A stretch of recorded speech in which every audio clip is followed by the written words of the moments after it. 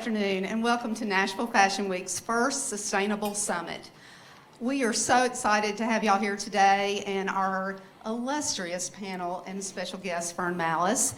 I hope you've had the opportunity to check out this beautiful LEED certified campus. We are so grateful to our partners here at One City for inviting us here today. It's the perfect place to talk about sustainability. We also have to do a little housekeeping today and thank our event sponsors, 3 of which happen to be sitting on this couch this afternoon. We have Barrett from Able, we have Fauxgerty, and we have OnPoint Manufacturing. And we're going to let them tell you all about themselves here in a sec. But we couldn't do this without their support and their experience and their vision. We also want to thank y'all because this is something new for us, and just looking around this room, there's an obvious interest in the topic and one that we are so grateful to have y'all here and involved in the conversation, and one that we hope to continue for years to come. Let's see what else. We also have with us today Fashion Revolution. They have a global movement. In case you don't know about them, stop out there and talk with them. In April, late April, they have a global movement that we all are invited to be a part of. And so make a point of stopping there and signing up for that information. Y'all know we have a big week ahead. This is the kickoff of 75 events over the next 5 days. Check out our schedule at NashvilleFashionWeek.com. Sign up for learning labs, for Shop Nashville events. There are almost 50 of those. And we have 4 nights of runway with 20 designers. One night is already sold out. The second night, I think we sold out on seats today, and so 2 more nights. So jump on those because they will sell out. Marcia is going to give us a little background on what we're going to talk about today, and we're going to jump right in. Thanks, Connie. And before I do that, we have to go ahead and thank our educational partners, Middle Tennessee State University, also known as MTSU. The reason you're able to watch this live stream is because of their incredible production team. So thank you very much for expanding the footprint for this important message.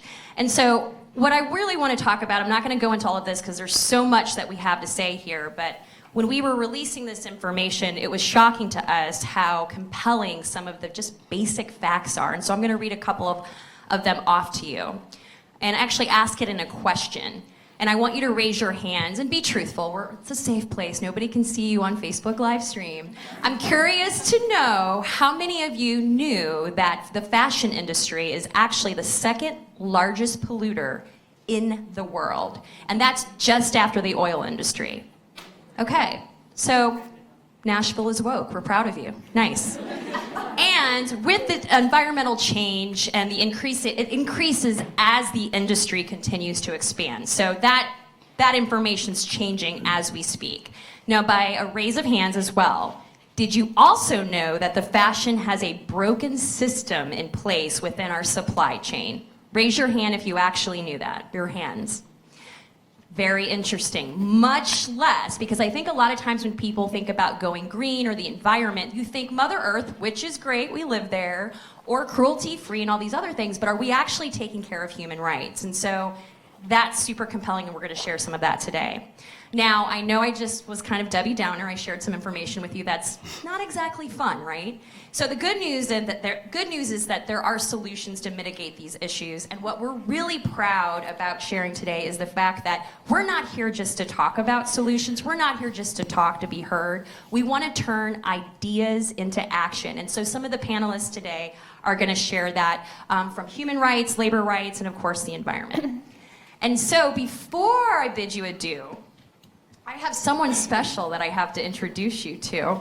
And actually, if you've attended Fashion Week events before, you know that this is her 5th year in Nashville, and that says a lot. And so, Fern Mallis, I'm going to just debrief them because Wikipedia her, it's going to freak you out when you actually see it. I still do it sometimes. You can't trust Wikipedia.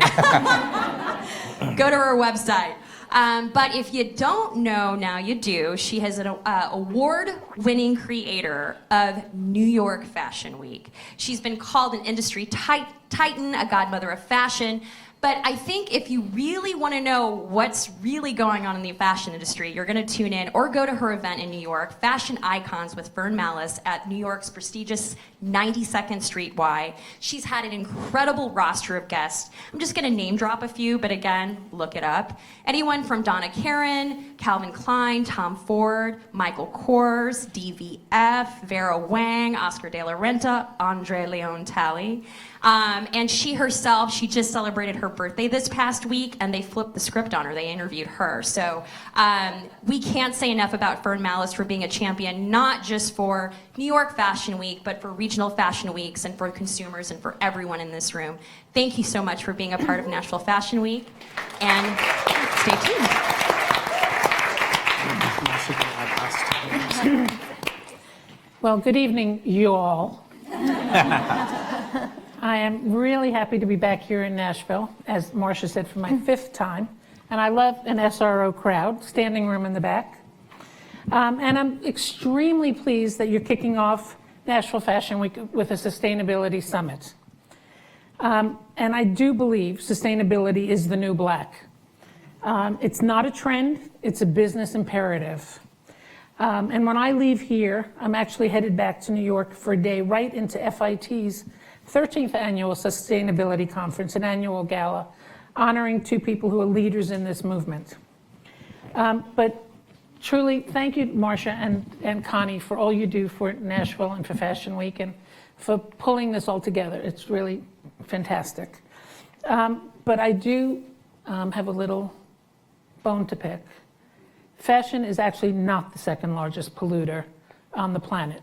And that's one of those fake news things that took off. Somebody printed that somewhere, and it really went viral, and everybody has gone on that bandwagon and believes that to be true. It's not the 2nd. It's up there in the top list of people, but it's not.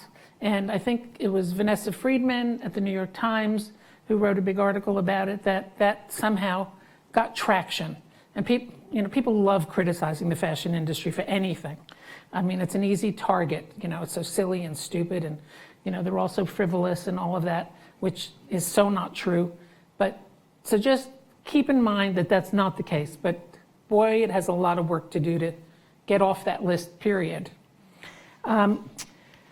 So I think that the issue with sustainability is one that I don't think most of us know how to deal with it or know how to comply and understand it. It means something different to so many different people.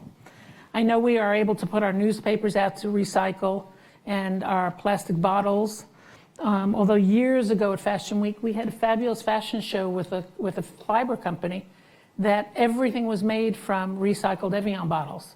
So I know that with the right recycling, the plastic bottles, if they're not thrown in landfills, can be used and turned into something positive. I think we all think that for the fashion industry, if we want to be sustainable, we all have to wear hemp clothing, and that's where it all seems to have started, and that's what also people just got attached to. And that's not really the case either. It's not just clothing. It's the whole shebang. It's a complete ecosystem. We need to address everything for this to happen and make a difference. Labor rights, human rights, the environment, the raw materials, the manufacturing, the packaging, the shipping, the boxes, the trucks, the planes, the point of purchase, the resale, the disposal, and the architecture and interiors. And so it's really very refreshing to be in this complex, or campus as it's called, and to know that it has a platinum and gold recognition for its smart buildings and sustainability. So that's really great. And just today, my assistant sent me an article that was on Fashionista. And so you should all look that up. And it was about regenerative farming and agriculture, not something I expected to read on Fashionista. But it talked about how that absolutely is an opportunity to really correct the course we're on, and that can really change the planet and change everything that we're talking about by the regenerating the farming and the agriculture. So it was interesting, and I think you should read it. So we need nothing short of a fashion revolution, which I'm happy to know exists and is an organization and that is here. And they will be promoting on-site their Fashion Revolution Week, April 22nd to 28th. I won't be here for it, but you all better get on board and participate. There are lots of crazy statistics out there about, the terrible things we're doing with the planet and how it takes more than 5,000 gallons of water to manufacture a t-shirt, and how consumers throw away shoes and clothes on an average of 70 pounds per year per person annually. Carbon emissions are generated by the clothing of the average household in the UK is equivalent to driving 6,000 miles in a car. The global apparel market's valued at $3 trillion and accounts for 2% of the world's GDP, the gross domestic product.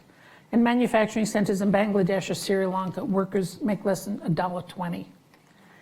There are tons of crazy and unbelievable statistics out there, but I think we need to hear about them from our distinguished panelists, all of whom are addressing and dressing these issues on a daily basis. And hopefully we can all walk away today a little more informed, inspired, and ready to correct course and make our planet green again. So with that, let me introduce our panel. Starting on my far right, on your left, Barrett Ward from Able. Barrett is the CEO and founder of Able, which is an ethical lifestyle brand of handmade jewelry, leather bags, clothes, and shoes, which are made locally here in Nashville, as well as sourced globally in Ethiopia, Peru, Mexico, and Brazil. Barrett has been recognized with the GQ Leader of the Year Award in 2014 for leading his team to challenge the culture of the fashion industry by creating transformative opportunities for women. In 2018, Able created a movement, #PublishYourWages. Start tweeting that out and Instagramming it, #PublishYourWages, to educate and inspire consumers to demand living wages for all the fashion's vulnerable and mostly female workers. Thank you for that. Very cool.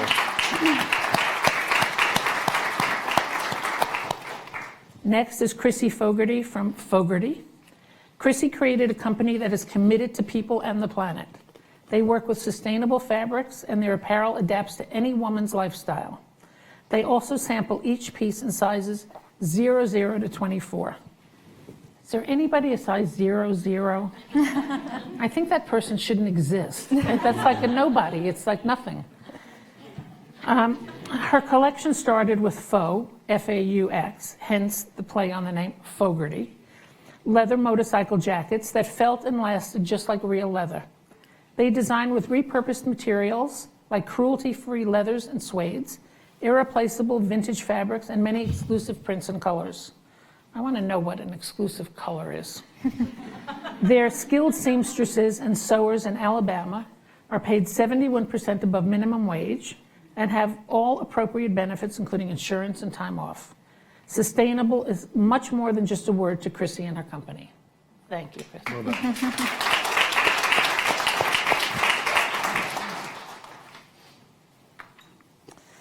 David Prentice, OnPoint Manufacturing.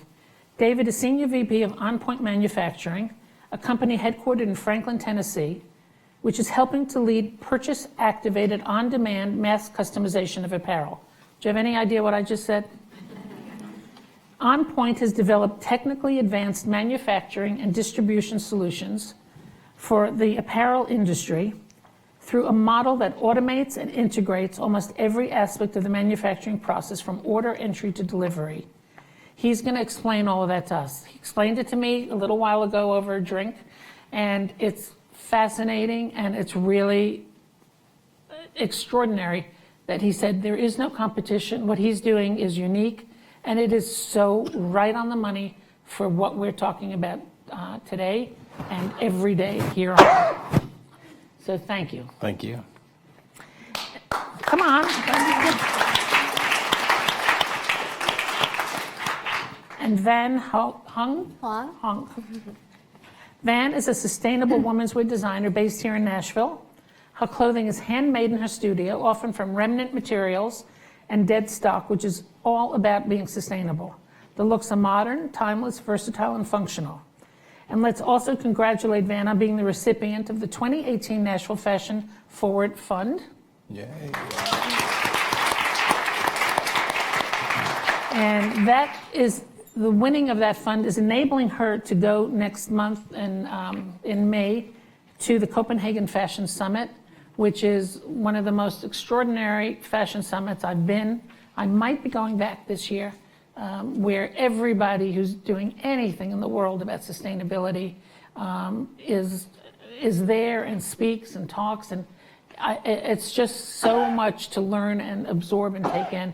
They are so far ahead of us over there in Copenhagen and Stockholm and Denmark and all these places, light years ahead of us. I mean, those cities are completely sustainable. I mean, everything they do there is remarkable. I mean, we're still trying to get paper straws done and get rid of plastic bags, and there's so much to do. And she also got a master's degree in sustainability at SCAD. So wow. I want to hear about what they taught you there. Okay, so that's our panel.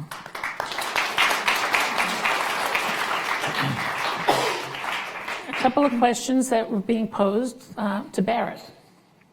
Can you share with our viewers how Abel's Publish Your #PublishYourWages movement came about, and how you believe that will inspire other brands and consumers to demand living wages for all of fashion's vulnerable workers?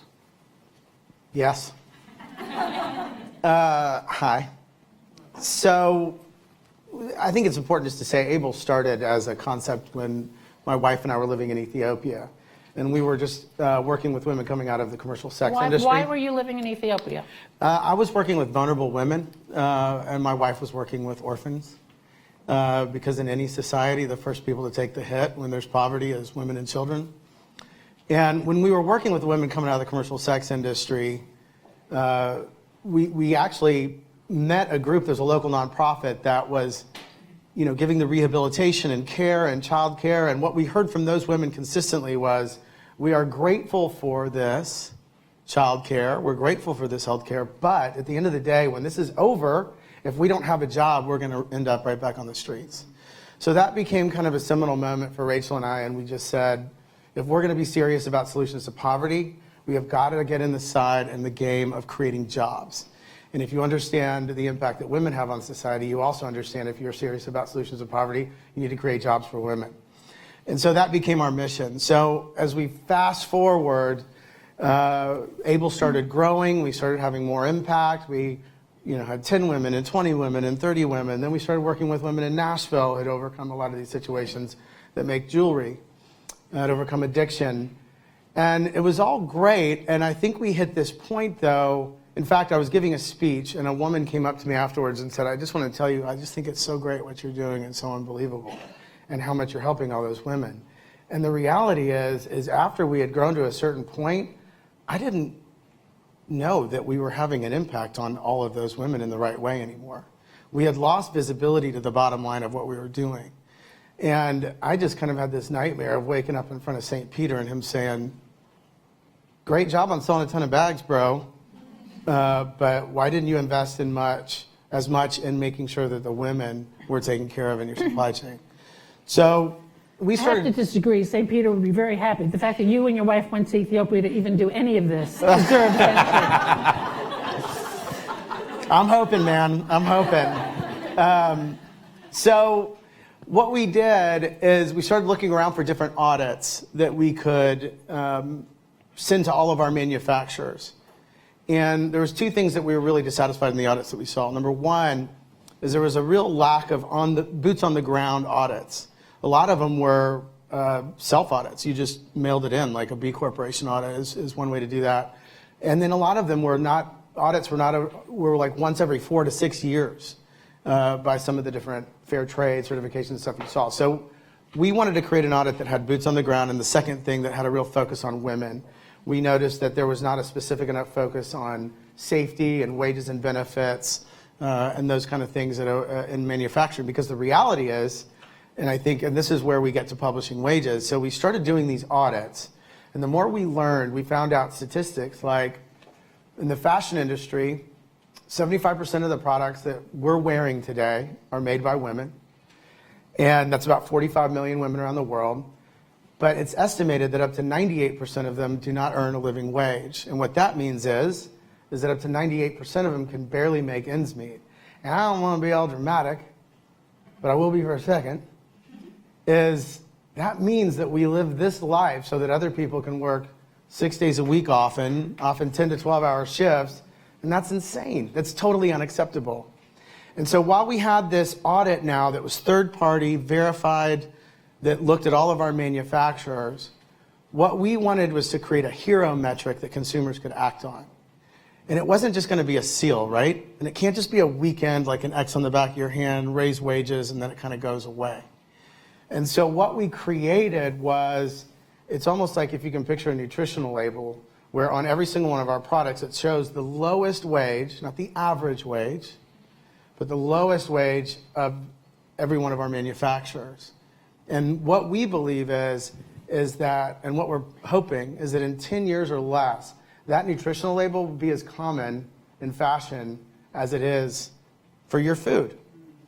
And when that happens, the theory, which I think we're already seeing proven by the conversations we have, is that that kind of information changes an industry. When the nutritional label came out, Campbell's was fighting it like hell, saying, we don't want people to know how much salt's in that thing, a can. And then all of a sudden you have GMOs, and you have a movement of whole foods, and entire industries and worlds changed by that information. And so we just simply believe that if consumers have that information, they will demand that change. And we believe that that will start impacting and just begging other brands and forcing other brands to follow suit. I'll just close with saying Nike in 1996, there's a picture that came out of a little boy, and he was sewing together a football, and it had a swoosh on the side of it. And Nike tried to say, this ain't my fault. And then all of a sudden you saw consumers demand it, you saw shareholder value drop, and that's how you make macro change, as you heard the pocketbooks. So that's what we're doing. And what did Nike do after they saw that? Well, first they tried to PR spin the daylights out of it. And they said, that's not our fault, we don't own the manufacturing. Consumers said, it's your fault. And even in Shoe Dog, his book, Phil Bright talks about how he made a mistake there. And then they had to respond. And that really is the first effort of every what did you do wrong, is to take the PR spin. And I think an educated consumer with a simple data point, like that photo or a wage, will act. Has there been any pushback from any of the manufacturers about publishing those wages? You know what's, yes, some of them, absolutely. I thought you were going to say brands. Some of the manufacturers have pushed back, yes.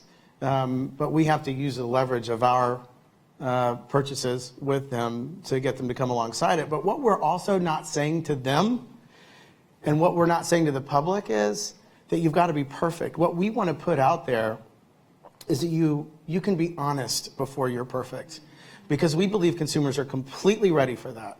I've stood on stages, and we have just flat out said, okay, here's some of the problems we're having. We have serious safety issues in our jewelry manufacturing, we just learned. We have serious second and third tier supplier issues that we're trying to address. And I've never seen a consumer look at us and go, well, then I'm out. They're like, thank you for telling me that. So that's what we're shooting for. And he has 4 daughters, so he has to work on this to bring them up correctly. That's right.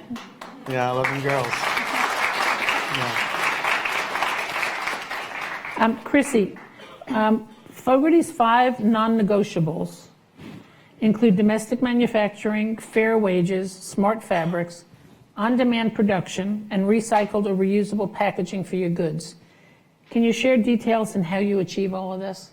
Yeah, so I think like at an overarching, we go about any decision that comes about in our company with the intention that we'll make the best decision for our employees, our brand, the environment, our community, and kind of take all of that into consideration, and with the knowledge that we have, do the best that we can with that choice. So like sometimes it's obvious using plastic in your packaging and labeling yourself as a sustainable brand is like, it doesn't make sense. So like we don't do that.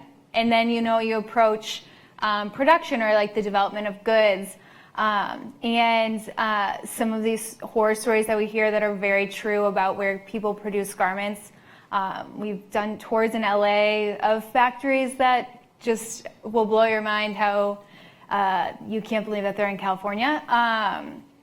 You look at that and you Blow say, your mind because they're so bad or so so good? bad, I mean, tighter than this room, just sewing machines stacked on top of each other, no air conditioning in the summer in California.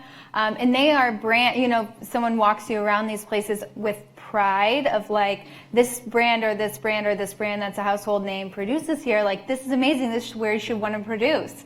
And I left feeling like I needed to take a shower, but not of feeling like embarrassed for it. Just being like, how are we this disconnected from identifying something as a good option?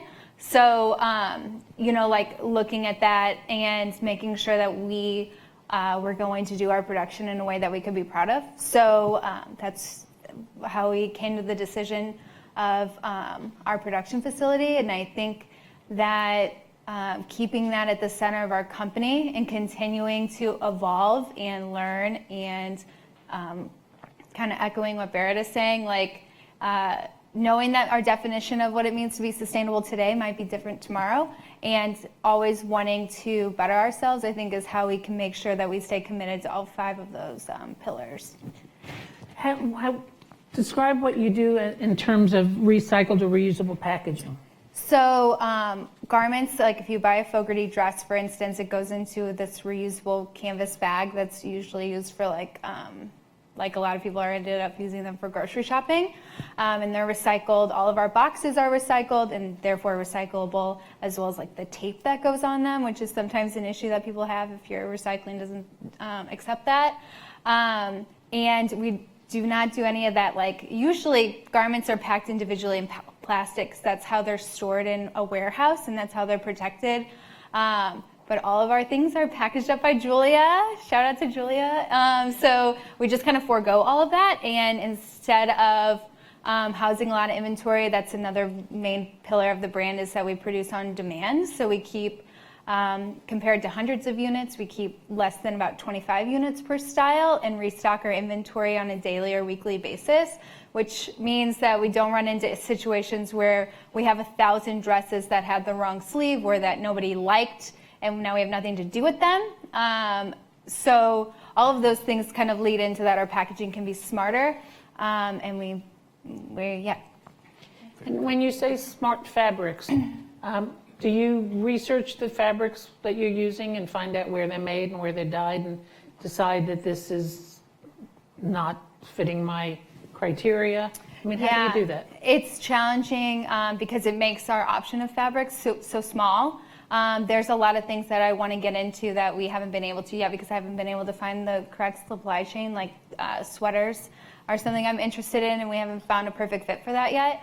And then the fabric that we buy the most of by far is surplus fabric. So when garments go into production, brands usually they make or dye a huge roll of fabric, and they're like, okay, I'm going to make all these dresses out of this. And then their wholesale orders didn't fulfill it fully, or something happens where you don't use as much as you anticipate. And that fabric becomes out of season, or it's just not what the brand is doing anymore. And that's what we buy and make dresses of. Why it's not a more popular method is because to change the thread on a sewing machine, all that takes time. And so a lot of factories don't want to get into smaller runs. So a lot of our dresses sell out quickly, or kind of like that can be something that's frustrating to the consumer. So you want to like kind of get your message out about that. But we will do lower quantities and more colorways and more prints. So we, look into like what the development of the fabric is, the content, and the origin. Our fabrics are sourced in North Carolina, Los Angeles, and All right, I'm going to keep asking stupid questions. But so where do you buy that fabric? Do you go to other stores that sell recyclable fabric? Exactly. Do you go online and say? No, all in person. All in person. We have a supplier in Los Angeles that we work with. Okay. And they kind of work with most of the brands do the surplus, and then we come to them and say, this is what we're looking for this year or this season. Can you keep an eye out for this for Fauxgerty? And then they kind of work on our behalf to find that. And what was your exclusive color? There's shades of seafoam coming out. It's an exclusive Fauxgerty color. So that's on, does that get its own Pantone color? I think so. I should go back to Pantone and say, there's however many colors in that book. I have a new one for you. Have a new one for them. Yeah. Do that. Okay. David, OnPoint Manufacturing specializes in purchase-activated, on-demand mass customization of apparel. Explain to us how this reduces inventory costs, streamlines the whole supply chain, and impacts the carbon footprint. And I know you're working now with Chrissy as well. Yes, we are. Big question. So the big verbiage in there is we basically do one-off manufacturing. And that's hard to grasp because everyone has heard minimums, the entire history of the world in manufacturing and in the fashion industry. So that's the first question we usually get is, what's your minimum? It's one. So that means any of you could be a designer in this audience, design one thing, and he'll make one piece for you. One. Then you put designer on your CV. And you're good to go. So yeah, we dropped it to a half, and nobody would buy the half dresses, so we bumped it back to one, and we found our niche right there. It's hard to conceive. And the other thing we get is, the first question is what's your minimum, and the second one is how much is it? To which I respond, how much is a house? So it's the message is very clear when you look at the costs. It's not the cost of goods; it's the cost of goods sold. So how many times does someone go, the minimum was 300, so I got the minimum I could. It was a great design. I found out I had a market for 173 of them. And that's part of this whole sustainability thing. And that's where we think we can really make an impact. I mean, once a garment is the purchase activated side, once a garment's set up in our system, the designer, the store, the company, you sell the product on your website. You take that credit card charge and you transact it as sale. You then go to your secure portal into our system and you place the order for that garment. Did you catch the part where you sold it and now you're making it? So there is no waste here. Talk about a carbon footprint eliminator. So you make that one garment. We manufacture that. Turn time is another big issue. The first time we're going to sew something as the sewers get accustomed to it, it's going to take a couple of weeks. I won't promise you, but I'll tell you I've got clients we've turned product for in 24 hours. He has. Don't hold me to that standard. We've accidentally sold things that we had zero on. Accidentally. Yeah. So that's what we built the system for, is to make one and then deliver it and then get the next SKU in line. So it could be a dress in that yellow tote, followed by a T-shirt, followed by a jacket. It doesn't matter what it is. It's all going to cut together. On the carbon footprint side, our state-of-the-art Gerber cutters, we're digitally nesting everything as tight as we can on this. So when we cut, you're pulling up tiny skeletal pieces that are left. It's not that, I just dropped a yard on the floor of that one because I couldn't figure it out. That's what we're doing to eliminate that waste there on site. So we'll actually drop ship that dress that you just sewed through the website that you got paid for directly to your customer in your box with your packaging, with your pretty tissue paper in there that's recycled. And the recycled note card, thank you for your purchase, and we're shipping it to them. We're autonomous in that. The customer gets it in their mind. That person they bought that from, that company, went to a dusty warehouse, picked that garment up off the shelf, blew the dust off, bagged it, and shipped it to them. But the truth is, when they bought it, it didn't exist. So inventory is a big issue, and we have this talk a lot. Well, I need 30. I need to keep 30 of them in my warehouse. Have you sold them? Oh, no. Why do you need 30? I'm making money, mate. Don't get me wrong. I'll make 30. But if you hadn't sold it, why do maybe you need one, maybe you don't need any, So it's a huge thing to get your head around. But once you kind of figure it out and you start to implement it in your business model, gosh, you can bring a new product to market. Instead of offering it in 2 fabrics, offer it in 20. I'm going to store your fabric at no cost. Now, if you hadn't sold that roll in 2 years, you may need that roll back. But offer it in more fabrics, offer it in more selections. Hey, why not give them an option to adjust the length of that dress? It's already patterned. It's not going to cost you more. So it's a total different twist on manufacturing. My business partner and I were in the book business for many years, and the parallels between the book business and this business are just scary, how close they are. It was amazing what he told me, but tell him about the book.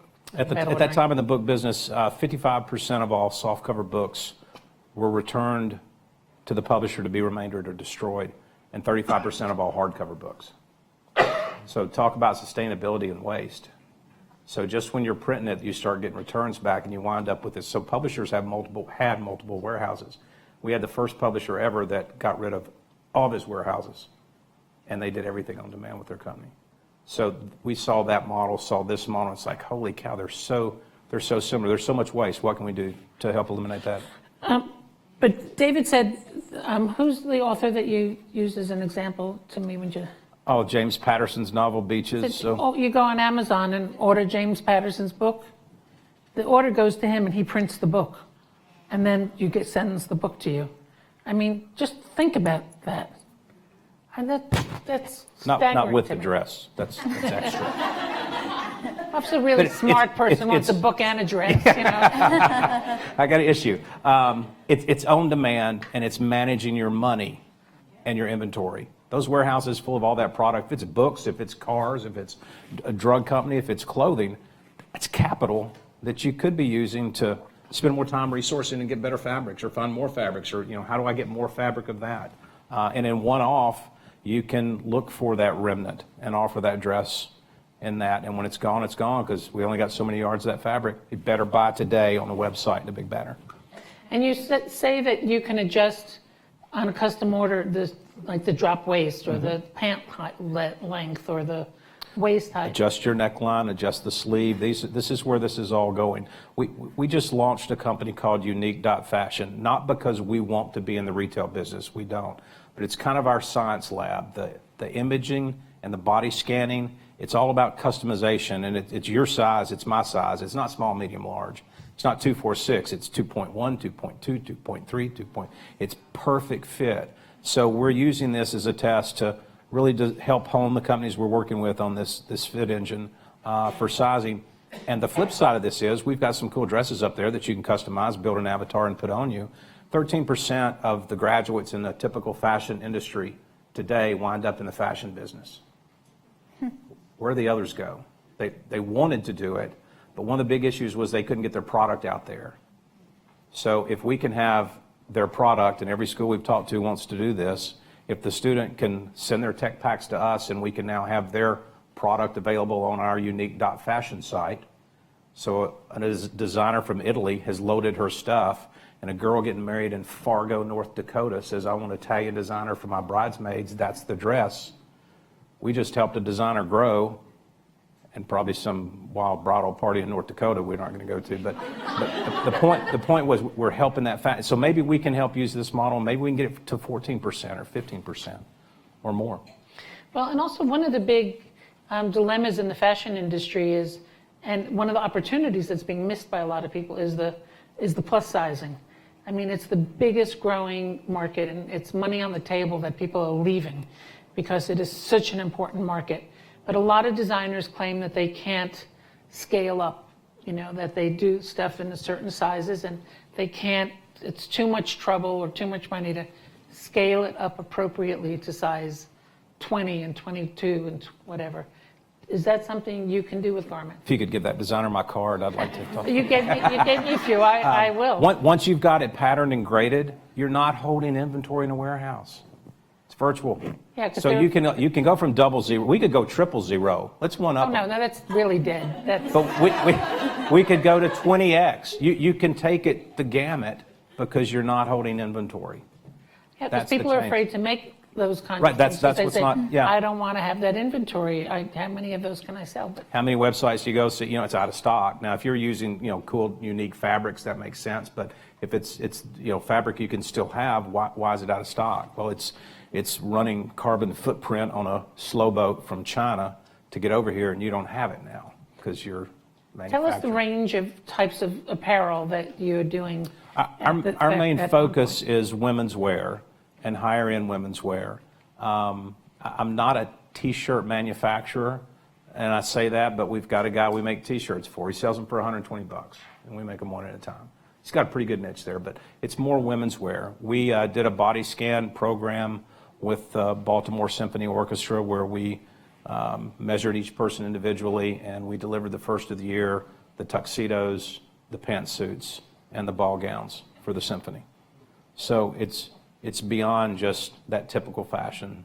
So everything's a little different. We love the conversation. Start the conversation. Hey, I do this. Can you do that? I don't do men's dress shirts. There's a billion places you can get them. It's an overserved market versus the women's side, which is more underserved, and that's where we choose to focus today. Down the road, sky's the limit. So it's really remarkable. I mean, totally remarkable.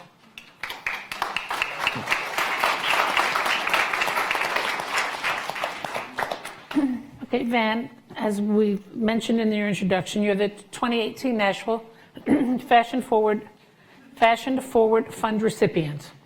And with your funds, you're going to Copenhagen. Tell us, as a fashion startup, why did you feel compelled to focus on sustainability, and what steps have you already taken to fulfill that agenda? Yeah, so when I first got out of school, I had this whole collection from my senior year that was just sitting there, and I was like, what am I going to do with this? Was this at SCAD? At O'Moore. At where? O'Moore, College of Design. Okay. That was where I did my undergrad. And so I just felt like, and in the process of making that, there was so much left over, remnants, and I just felt like, wow, what a waste, and then just for myself as one person, multiply that by millions in a huge industry and a company, like, what is the impact of that? And so I had also interned with a local textile designer who specialized in hand marbled fabrics and dyeing, and I just saw how intentional she was about everything that she did, and she handmade everything. She did local craft markets, and I just saw there is another way to do this. It doesn't have to be, you don't have to be this huge company and do it one way, right? And so that was what started me thinking about it, and it just didn't make me feel good just making stuff, right? I felt like I wanted to have a purpose and a mission behind what I was doing. I just wasn't sure what that would look like, how to do that, and so that's why I went to SCAD to learn about sustainability, and that's where I learned how to think about it in kind of a more holistic way. At the time, this was in 2011 when I went, sustainability in fashion wasn't really that big of a topic. It was really hard to find research and just anything about it. At the time, it was mostly focused on interior design or architecture. It was very industry specific. And SCAD was the only program that I found that actually had anything to do with fashion. It was multidisciplinary. And so you could apply it to any field, and that's what I really liked about it. So how many people were in that program, would you say? In my class, there was 10. So And was very it small. mostly fashion, or it was a cross-discipline, Yeah. you said? Yeah, it was multidisciplinary. So it was really great to see how designers from other fields approached it as well. And working on projects together was really great too, because you're thinking in a different way. You're thinking about it in systems and not just how would I do it in this one circumstance. So that was a great takeaway for me. And we worked on projects from a fast food industry, and then also on airplanes. So it wasn't just fashion, but that was so valuable to me, just to see how you could apply it to any field. So that was my takeaway, was that sustainability is not just for one industry. It should be applied to everyone. And where is your clothing available now? Online on my website. I also have some pieces at Moda on 12th South Avenue. So I'm hoping to do a bigger push this year. Yeah. But how is most of it the online business? Yes, ma'am. So do you promoting that through Instagram and through? Social media. I'm going to be doing more pop-ups and events this year, but I just officially launched last year, so I'm still building up my game plan. Absolutely. Well, you're gonna have your mind blown in Copenhagen with so much information. Yeah, I can't wait. I'd love to pick your brain about that. Like, And Chrissy, where are you sold? On our website, Fauxgerty.com. And then we're actually this year kind of doing a new approach to wholesale where we're capitalizing on our on-demand method and allowing stores to kind of design their own pieces and produce on demand. Yeah, sorry. So, and so we're going to start to do that. I think that there's Right, David? She's going to do that, right? right? Right? She doesn't not do anything, she says. I figured I've learned that already. Thank you. So we're hoping that will kind of offer another way for people to have easier access to sustainable brands. I think that's something that could grow where there is this access that so many fast fashion brands have that we need to combat with a better option. So I'm hoping that we can do that, hang next to brands that maybe people already know but don't have the best ethos with our products. So we're going to start doing that this year with a few Nashville friends. And Barrett, where is Able product available? How do people see that? Online at our website, and we're in about 1,200 stores around the country. Anthro, Magnolia in Texas. If you're headed to Waco ever. That's primarily where we're at. Okay. How many of you buy all your stuff online? It's like 4 hands. my went up. goodness. Are you kidding? That's mind-blowing, actually. Well, all your stuff is, yeah. Well, okay, buy clothing online. Ever. Yeah, let's go with that. Okay. How many of you have bought product from some of the people on this panel? Oh, very nice. Good home team support here.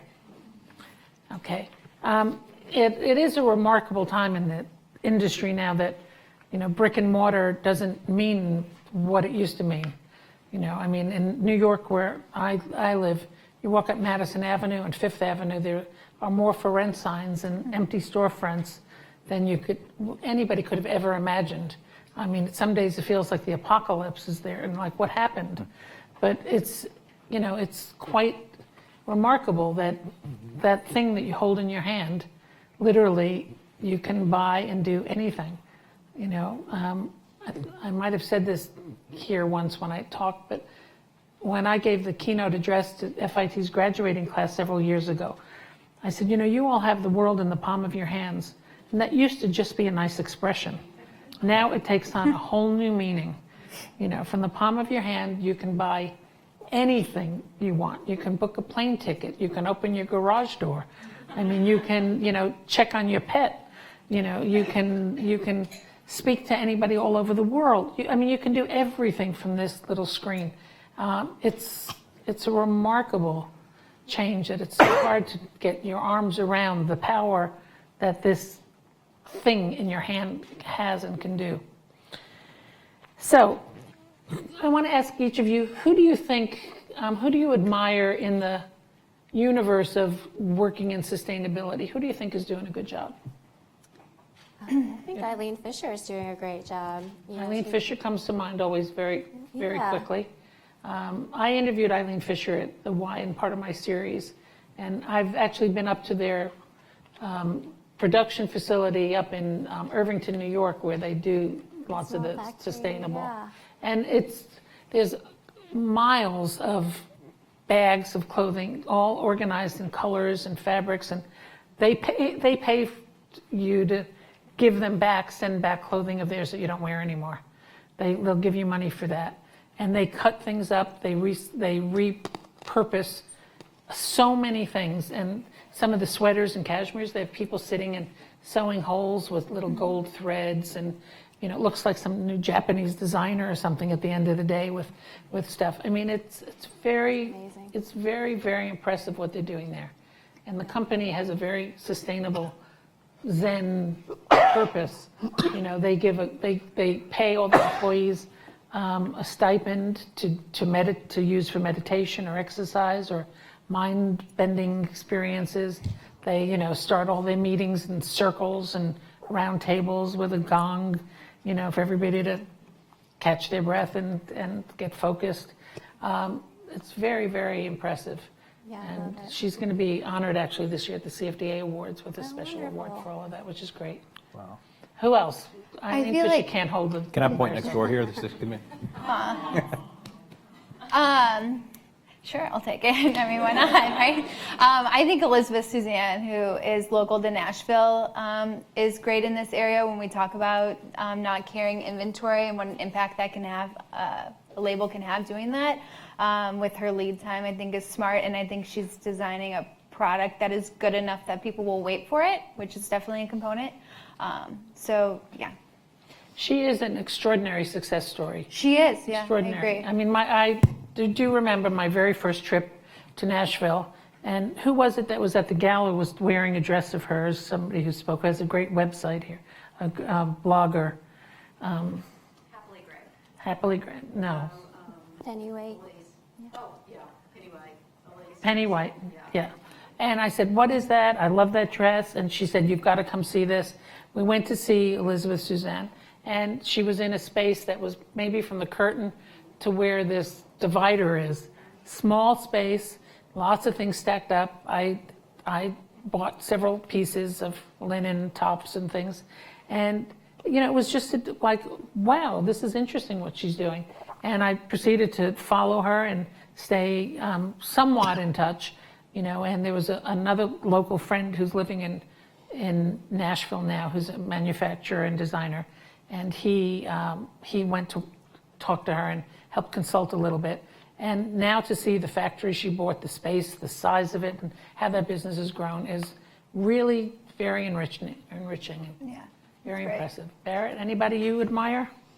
I would echo what he said. I mean, I admire these folks. I like small brands and trusting that she's actually visited the factories and not only looked at the environmental impact, but social impact as well. So, You know what? This is a nice vibe of people, isn't it?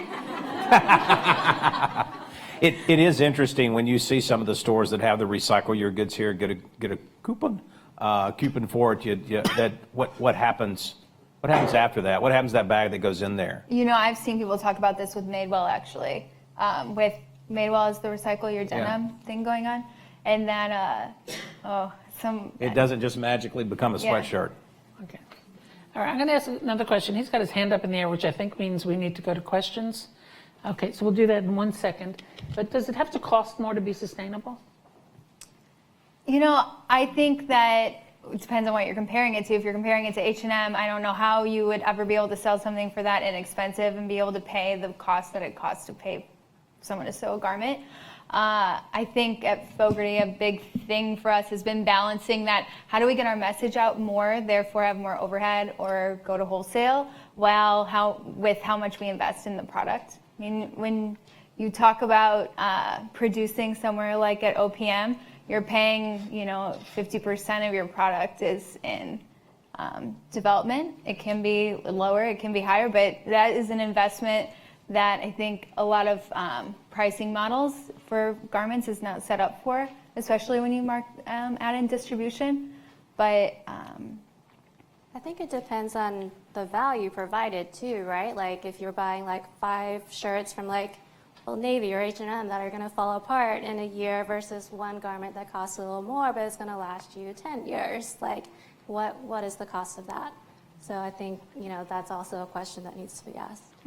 I did a talk with Susie Menkes, and she said it was unconscionable that you could buy a bikini or a piece of clothing at these kind of stores that costs less than a cappuccino. And that's what this mass, manufacturing is all about. Yeah. It's really kind of crazy. and if I may, we look at ABLE as that we're trying to support, like, for example, the work that you're doing, because the reality is that those items are going to cost a little bit more on demand production. And the biggest problem out there is that in the last 20 years, consumption has risen 400%. And I think the biggest problem out there is the $10 shirt, the $9 shirt, the $8 shirt. As long as that's available, then we've got a problem. And so one of the things that we also believe with publishing wages will impact the environment is that what happens is, again, you've got a tag, you see a product that costs $25 at a store or $30 at a store, you see an option right next to it that doesn't have a tag on it showing what the wage is. You're going to choose. It's going to drive demand, it's going to drive profit and dollars to that space and shareholder value and branding ability. And as that moves down that path and consumers start demanding it, in this environment of hashtags, as you said, and they start demanding it, hey, H&M, hey, whoever, why don't you publish your wages too? We just saw Amazon go to $15 an hour because of consumer demand. So it's happening. When that happens and those wages gets published, they're going to raise. And when wages raise, what else goes up? The cost of goods sold. When the cost of goods sold go up, that they've been working so hard to drive down because labor is the biggest cost in any garment typically, when those wages go back up, costs go up, and then all of a sudden consumption does what? It goes down. As consumption goes down, then you see less waste not only in manufacturing, but also in disposal. I mean, my grandma still has the same tinfoil from 1945, right? And so as we see that, publishing wages becomes a judo chop on the backside of the environment impact because consumption will have to drop as prices go up. The bottom line is you are in charge. You're the consumer. You are in charge because you're using your money, your credit card to buy things. And if you decide, as he said, I'm not buying stuff because that's too cheap and it's taking advantage of people in Sri Lanka, I'm going to spend a little bit more money on something that has relevance and is better made and is supporting a family and the children can go to school. You make that decision. Because if you stop buying stuff like that and you are hashtagging out there to death and tweeting and using social media for the good that it can do, you can change the world and you can change and make this all work. So know that you have the power. If you keep demanding things cheaper and cheaper, you're screwing up the ecosystem here. Buy something that's more money and lasts longer. That's what luxury is all about. So let's go to questions because we're going to get in trouble.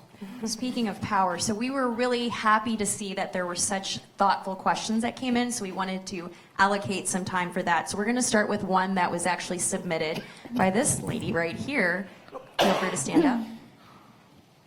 Thank you all. If you could make one change in your industry to make it better, what would that be? Oh, gosh. Transparency. Who wants to answer that? You? Transparency, I think, on all levels.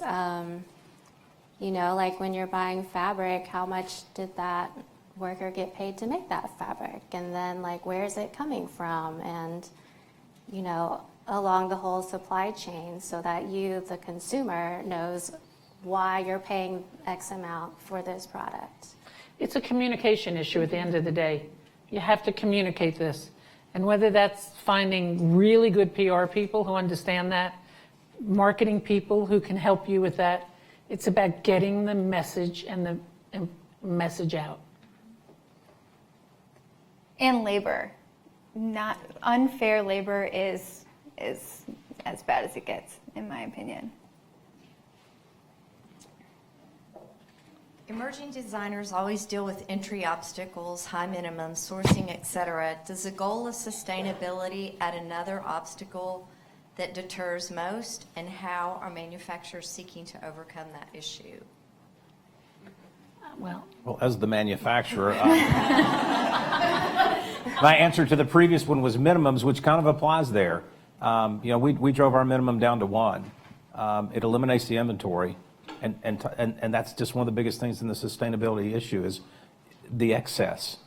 So if we can help eliminate the excess, and another manufacturer, maybe they can't get to 1, but maybe it goes from 300 to 200 or 300 to 150, move it in the right direction. And we do pay, you know, we have a bronze, silver, gold tier for our sewers. And our top sewer in that gold tier can making $25 an hour. And that's in Florence, Alabama, not Los Angeles or San Francisco or New York. that's great. Next question. So for context, there's a lot of parallels drawn between the fashion You all industry, here? the fashion industry, and then that turtle with the straw on its nose and how we saw change. The difference being there's no impact in terms of personal cost on changing a straw versus a purchase choice. A year ago in a conversation with a president of a leading American brand, he said to me in confidence, our company has spent millions of dollars in market research to realize the average consumer does not care at all, he used other words, but he said does not actually care at all about sustainability or ethics when it comes to their buying decisions. Do you agree, disagree? And if you agree, how do we change that? Our market research last year found the same thing.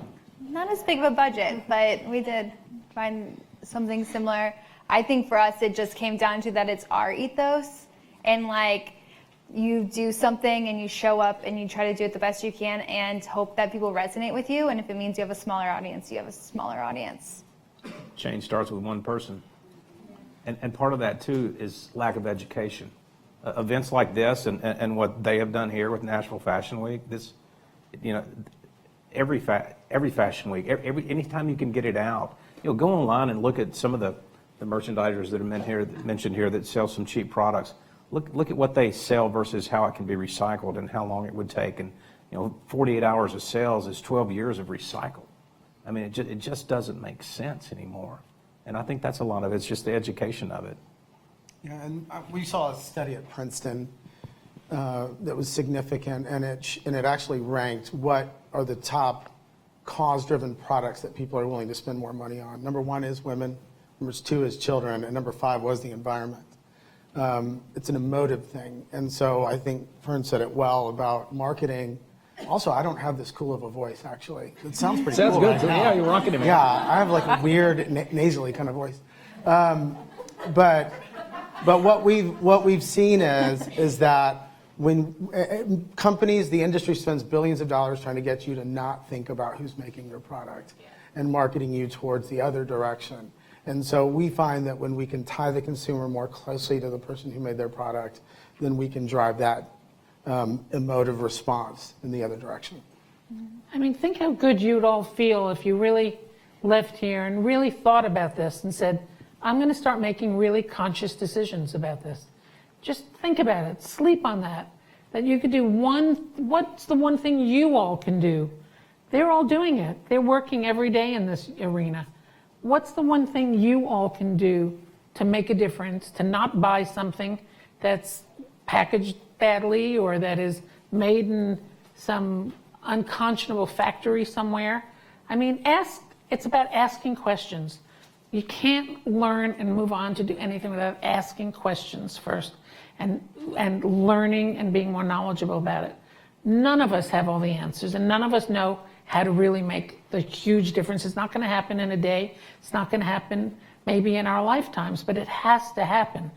You know, if this planet's to succeed. The article in Fashionista's first line was something like, you have to run out of the house like the house is on fire, because it is. The planet's on fire. I mean, really. You know, I just have to say this too, and I have to point at Abel because I'm grateful for it as well. But women-owned businesses and businesses where there's women executives, the statistics are extraordinary about retention, turnover versus turnover in that company, even profitability. So I think looking for companies like that, and I just have to say, you know, Regina King at the Oscars said companies and films that are 50% more, or 50% women would be a great mark. Able in the last 4 years has grown from 5 people to 86 employees here in Nashville. Come by the way, and 83 of them are women. Wow. It's a brilliant women's run company, you know. It's a women's world. Preach. Thank you all for coming to speak. My question is, if you have a consumer who is shopping on a budget and they still want to be sustainable, do I need to repeat that? Sorry. Just a little louder. Yeah. So if you have a consumer who is on a budget and on a tight budget, what would be the best ways that the consumer can ensure that they're still shopping sustainable while not breaking the bank? I would say shop in your closet and don't buy anything. You probably have more clothing than you need for the rest of your life, and don't need to buy anything new. Just replay with it and change it up. Sorry, I want to No, so that's close good. to you. That's stout right there. I think you got it. I think one of the things that we've been convinced of is we say, I can't afford that $40 shirt. But we go out and spend $10 on 4 shirts. And what we buy into when we think we can't afford something is that we need more things. When the reality is, if you just say, I'll take that one shirt for $40, that you have that income. It's just how you're using it. I shouldn't say you definitely do, but I think that that's the larger picture, is consumption drives our thinking there, not conservatism. I think another option is the resale market. You know, in 10 years, it's going to outpace the fast fashion market. So with, for example, ThredUp or Poshmark, I think ThredUp just said, like, after the Marie Kondo documentary came out, the request for their kits increased by 80%. Oh my God. So now it's a great time to check them out. But Yeah, thanks to Marie Kondo, people are getting rid of stuff everywhere. So Yep. just find it. Shout out to Marie Kondo. And I'm just casually hanging out at your feet, Fern, right now. This is normal. So we have some questions that came in from social media, and they're 2 quick questions because we want everyone to join the conversation. And again, this live stream broadcast will obviously end here in a few minutes, but we will have the video that you can view on our website, online, and continue to use the hashtags YNFW and Sustainable Summit. We can find a way to continue to answer those questions because we're not going to solve all the world's problems today, but if we continue to talk about and continue to take action and support incredible brands like you all, we'll make an impact. So this is a question from Dreamy Brat. All right. Her question is, how do you appeal to your customers who can appreciate the care that goes into making sustainable clothing? So that to me sounds like a marketing question. What are you doing to market the fact that you are sustainable and your mission and all of that? Want to kick it off? No, you go. Okay. I think a lot of it is about, which, gosh, we've been trying to do this more and more, is just to show what the effort you're putting into the product. I think, at least for me, I'm just like not a social media person and things like that, and it does not come natural. And so until we started to really assign roles on our team to be like, we need to blow out the part of our site on our mission and things like that, and really tell people what they're investing in when they invest in your product with facts and numbers is very helpful. And then on the counter side of that, you know, I think when brands are doing what we're talking about and invest, it is expensive.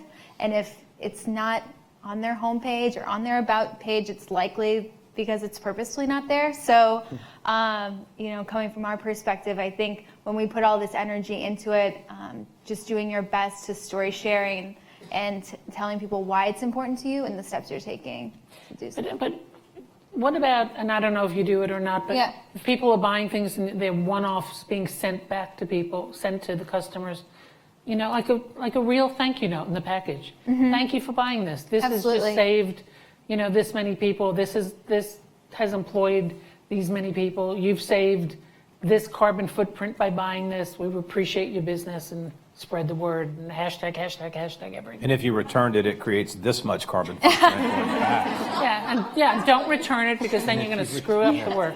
Or exchange it and exchange it. So no returns because you're killing the planet, essentially. That's a movement. The other one is from Claire 505. We're talking about how do you start something, right? We're showing some great end results, but what was the first step that you took in your business that was technically sustainable? Like your first move, your first decision? Mine was that everything was going to be handmade to order so that there was no excess inventory sitting around, similar to Chrissy. But I just knew that, you know, I didn't want to have like an excess sitting around in a factory or a warehouse that's just, it's going to be there forever, you know. So it also helps with quality control also, so I don't have to like go back and forth with manufacturers, and you know, that's also time wasted. that you have to do that. So. All right. Fern, did you have anything I'm else? just going to, I was on actually the CFDA website, and if you go there and you look at programs, look up sustainability, and there's, and I normally don't promote, of these things, but there's a 133-page, the most comprehensive documents and report I've ever seen on every single possible aspect of designing, working, selling, manufacturing, sustainable. And it's worth looking at, and it's just peppered with so much information. And one of the quotes that was throughout it, I'm going to do because it was relevant here, because Natalie Chanin has been down here to Nashville Fashion Week, and she's from Alabama. And she says, sustainability relies on the human skills necessary to manipulate materials. It's important to remind people that everything comes from somewhere, someone. We encourage consumers to ask these questions and to challenge designers and manufacturing to create in a sustainable, ethical, and healthy way. As we work to honor the relationship between materials, products, and individuals, we create a sustainable community, and as a result, an enriched product for not only the consumer, but the planet. End quote. Round of applause for that. Yeah. That's a great place to end. Thank you so much to our panels, our sponsors, Fern Mallis. And we'll see you the rest of the week. Thank you.